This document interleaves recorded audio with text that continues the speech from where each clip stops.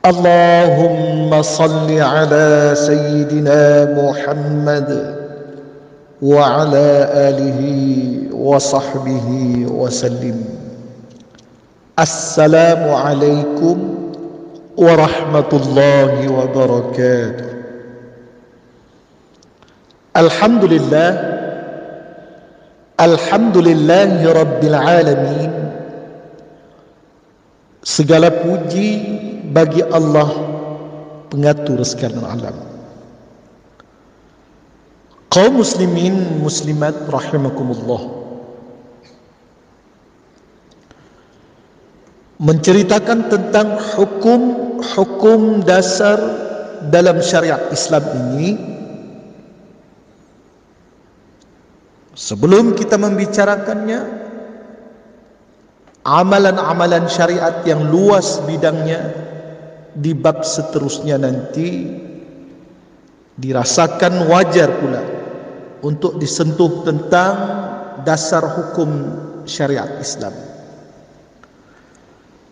Segala pertuturan, perlakuan, gerak hati, soal-soal ibadah, muamalah, yakni berjual beli, berkeluarga, bermasyarakat, dan segala macam aktiviti insan muslim harus mengambil kira hukum-hukum syariat berikut. Yang pertama, saudara-saudaraku, berkaitan dengan hukum halal. Ta'rif halal yaitu sesuatu yang dibolehkan, yakni tidak berdosa, sama ada memakai, memakan atau mengerjakannya setelah ada pengesahan, yakni sah menurut syarak.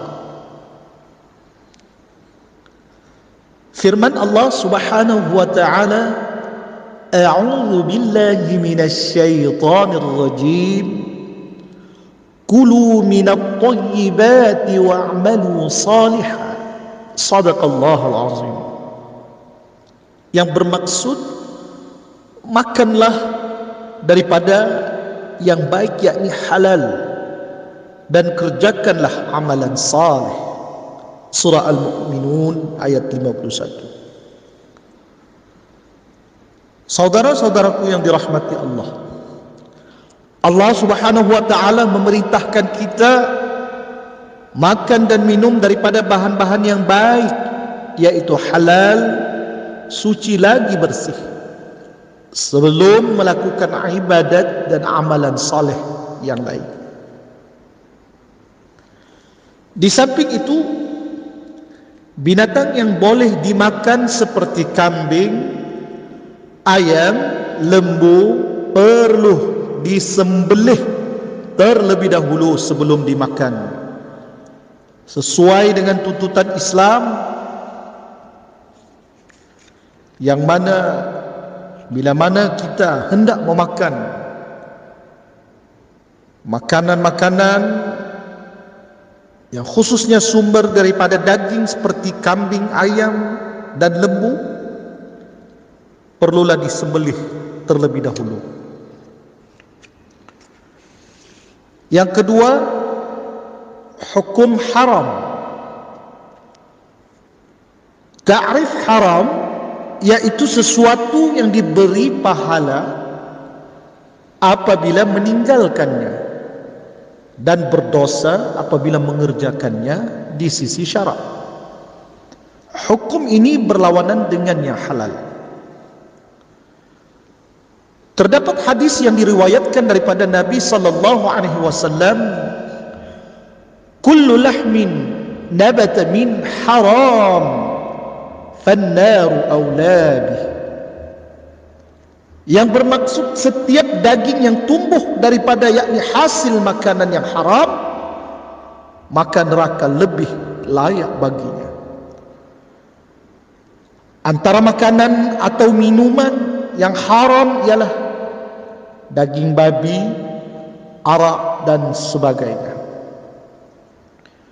Di samping itu, saudara-saudaraku yang dirahmati Allah, Islam juga menetapkan supaya kita menjauhi perbuatan-perbuatan haram seperti memakan harta anak yatim, bertenung nasib, bergaul bebas lelaki dan wanita yang bukan mahram, berjudi, membuka aurat yakni kecuali yang diharuskan oleh syarak, dan lain-lain amalan yang dilarang. Yang ketiga, hukum wajib. Ta'rif wajib iaitu sesuatu yang diberi pahala apabila dikerjakan dan berdosa apabila meninggalkannya. Contohnya yaitu amalan salat 5 waktu, puasa pada bulan Ramadan dan sebagainya. Perkara ini dijelaskan dalam firman Allah Subhanahu wa taala dalam surah An-Nisa ayat 103 yang berbunyi, A'udzu billahi minasy syaithanir rajim. Innas salata kanat 'alal mu'minina kitaban mawquta. Shadaqallahul azim. Yang bermaksud sesungguhnya salat yakni sembahyang merupakan kewajiban yang telah ditetapkan atas orang mukmin dan mukminah. Seterusnya yang keempat, hukum sunat. Ta'rif sunat iaitu sesuatu yang diberi pahala jika dikerjakan dan tidak berdosa apabila meninggalkannya. Contohnya seperti salat sunat, bersedekah, berpuasa sunat dan sebagainya. Amalan-amalan sunat ini merupakan amalan tambahan atau sokongan untuk menampung mana-mana kekurangan dalam ibadah wajib yang kurang sempurna. Di akhir kelak apabila setiap insan dihadapkan ke muka pengadilan Allah Subhanahu wa taala, setiap amalan wajib seperti salat, puasa akan dinilai kesempurnaannya. Jika kurang sempurna, maka ditanya pula tentang amalan-amalan sunat seperti salat sunat dan puasa sunat untuk menokok amalan wajib.